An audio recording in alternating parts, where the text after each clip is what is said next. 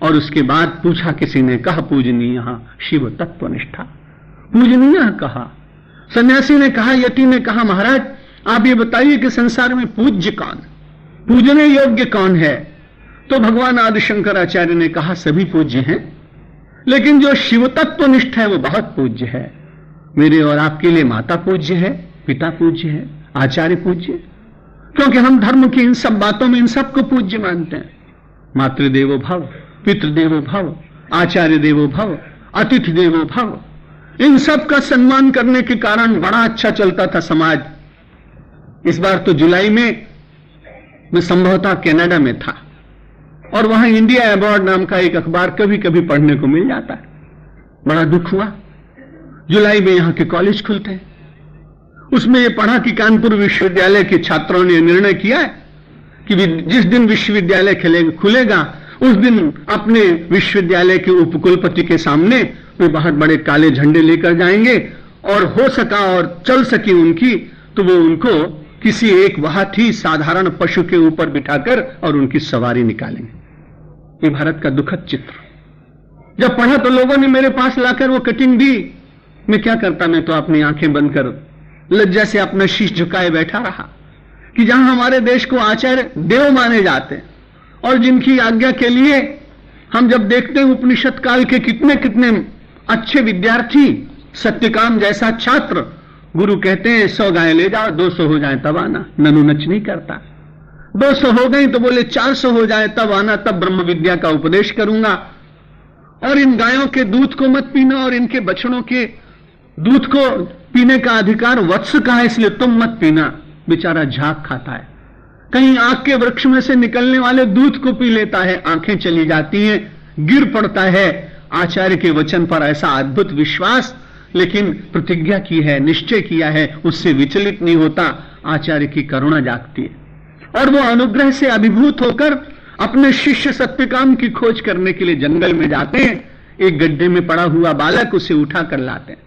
लाने के बाद भगवान से प्रार्थना करते हैं कि मेरे आदेश पालन करने से इसकी दृष्टि चली गई है, मेरी सारी तपश्चर्या ले लो, लेकिन मेरे इस विद्यार्थी, मेरे इस छात्र को दिव्य दृष्टि प्रदान करो।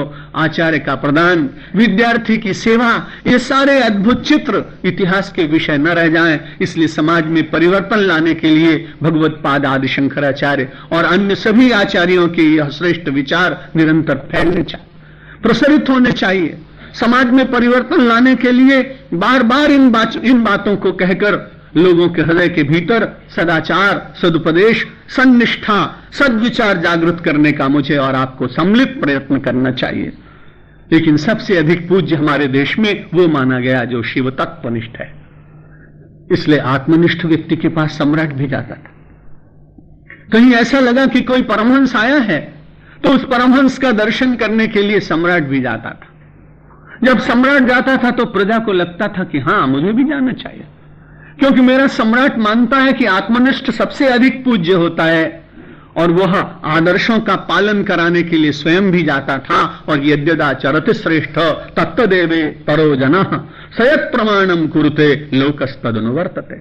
समाज के अग्रगण्य लोग जैसा आचरण करते हैं बाकी का समाज उसका अनुकरण करता है। इसलिए देश का जो शास्त्र था वो ब्रह्मनिष्ठ संत के पास जाता था। उस ब्रह्मनिष्ठ शिव तत्वनिष्ठ महापुरुष के मन में जागतिक अभिलाषा होती नहीं थी।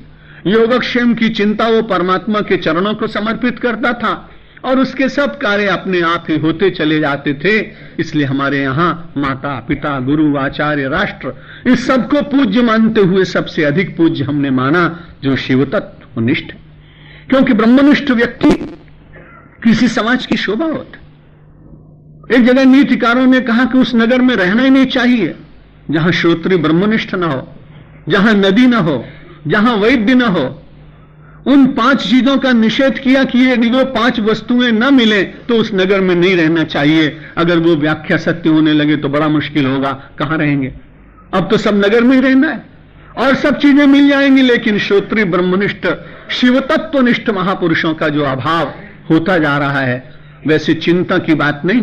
परसों मैंने आपको कहा था धर्म का मालिक भगवान, धर्मस्य प्रभु अच्युतः। धर्म का मालिक भगवान है, इसलिए अपनी सारी व्यवस्थाओं को वो अपने आप करेगा। लेकिन हमको मूक नहीं बैठना चाहिए। परमेश्वर ने मानव को कुछ करने के लिए भेजा है, इसलिए वो अपने घर के लिए करे, व्यापार के लिए करे, समाज के लिए करे, आत्म कल्याण के लिए करे, और ऐसे तत्वनिष्ठ महापुरुषों के पास जाकर इस देश की तत्व दर्शन की प्रणाली, तत्वनिष्ठा की प्रणाली को जीवित रखने का प्रयत्न करे। तब हम सब लोग बार बार भारत को जगत गुरु कहते आए, उस सारे संबोधन को, उस सारे विशेषण को, उस सारी अस्मिता को, उस आदर्श से पूर्ण भारत को वर्तमान की धरा पर प्रतिष्ठित कराने का हमारा सम्मिलित प्रयत्न होना चाहिए।